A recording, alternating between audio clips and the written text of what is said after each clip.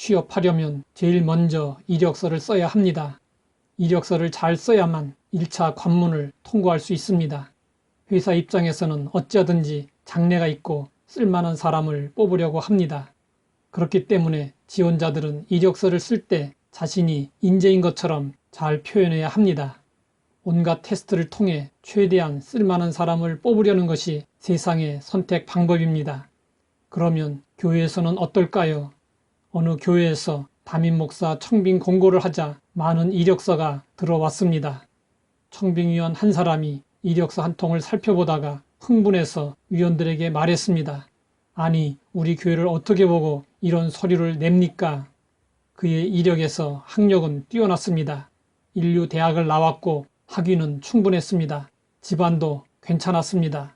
그런데 문제는 신학교가 분명하지 않았고 결혼도 하지 않았고 나이가 너무 많았습니다. 경력을 보니까 교회를 많이 개척했습니다. 하지만 지역 사람들의 배척을 받아 결국 교회를 떠나게 되는 일이 반복되었고 생활비도 못 받아 알바를 해서 겨우 입에 풀칠하고 살고 있고 수차례 감옥에 들락거렸고 글은 잘 쓰지만 설교는 잘하지 못한다고 했습니다. 이런 사람이 우리 교회에 오겠다고 하네요. 그 사람의 이름이 뭡니까? 청빙위원들이 그 사람의 이름을 보다가 너무나 놀라 기겁하고 말았습니다. 그는 다름 아닌 사도 바울이었습니다. 우리가 존경하는 사도 바울은 위대한 것 같지만 육신적으로 보면 부족한 점이 많았습니다. 바울은 얼굴도 못생겼고 몸도 약했습니다. 바울에게는 고질병이 있었습니다. 바울은 자신의 이러한 약점 때문에 얼마나 많이 기도했는지 모릅니다. 하나님은 이러한 바울을 통해서 놀랍게 일하셨습니다. 사람들은 실패하고 부끄러운 자신의 이력은 감추고 내세울 만한 것들로 이력서를 가득 채웁니다. 그런데 우리 하나님 앞에서 이력서를 쓸 때에는 그럴 필요가 없습니다. 누가복음 18장을 보면 바리새인과 세리의 간단한 이력이 소개되고 있습니다. 바리새인은 이렇게 이력서를 썼습니다. 하나님이여, 나는 다른 사람들 곧 토색, 불의, 간음하는 자들과 같지 아니하고 이 세리와도 같지 아니함을 감사하나이다. 나는 일해에 2번씩 금식하고 또 소득에 11조를 드리나이다. 그런데 세리는 이렇게 이력서를 썼습니다. 하나님이여, 불쌍히 여기소서. 나는 죄인이로소이다.